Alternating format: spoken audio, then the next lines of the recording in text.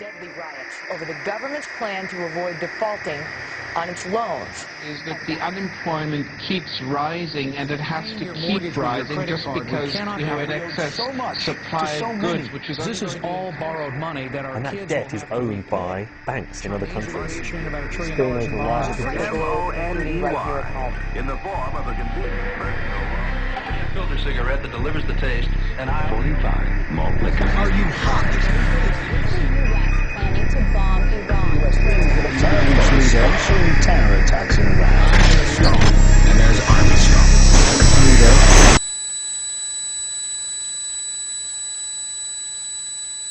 Modern psychology has a word that is probably used more than any other word in psychology. It is the word maladjusted. Maladjusted. I would like to say to you today that there are some things in our society and some things in our world for which I'm proud to be maladjusted. And I call upon all men of goodwill to be maladjusted to these things until the good society is realized. You know, economists are in fact not economists at all. They're propagandists of money value. This system is more wasteful than all the other existing systems in the history of the planet. So you're really dealing with not an economic system, but I would go so far as to say an anti-economic system. The problem we have is essentially the financial money sequence system. It's a system disorder, and the system disorder seems to be fatal. There is no profit under the current paradigm in saving lives, putting balance on this planet, having justice and peace or anything else. Disease supports medicine. It supports doctors and hospitals. But if you really were able to eliminate most diseases, you would eliminate professions as well. You have to create problems to create profit.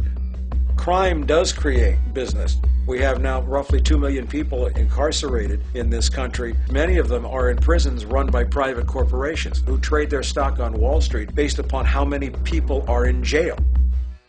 But that's a reflection of the culture in which we live, in which we've all, to one degree or another, endorsed.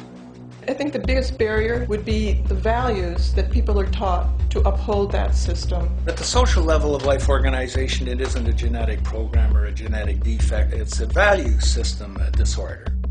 What you have to understand is that the intellectual culture of a society actually reflects the power interests in that society, the dominant perspective. In the past, throughout almost all of human history, the main threat to human survival was nature. Today it is culture. Not only does structural violence kill more people than all the behavioral violence put together, structural violence is also the main cause of behavioral violence.